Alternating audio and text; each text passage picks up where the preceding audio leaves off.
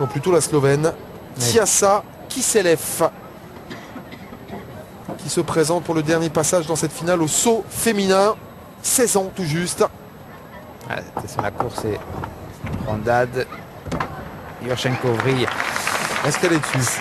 C'est une finale de pas très élevée, hein, parce que pour l'instant, à part des vrilles et des saltos en carpé demi-tour, on n'a rien vu. Hein.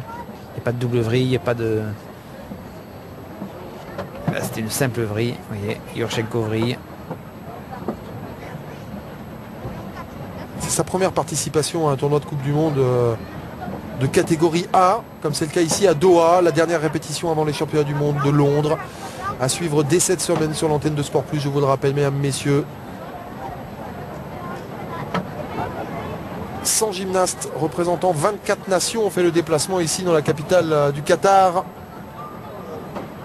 Et Tjasa Kiselev avec un saut d'une difficulté de 5 points. Ça sera mieux que Tijana Kalsec, la Croate, que l'on a vu précédemment, hein, Laurent. Oui, sans problème. 13,525 malgré tout. 8,625 sur l'exécution de ce premier saut avant la présentation d'un saut qui sera similaire dans la difficulté. 5 points, vous le voyez sur l'écran. C'est un peu mieux. Lui, ça peut un carpé demi-tour. Un peu mieux, effectivement.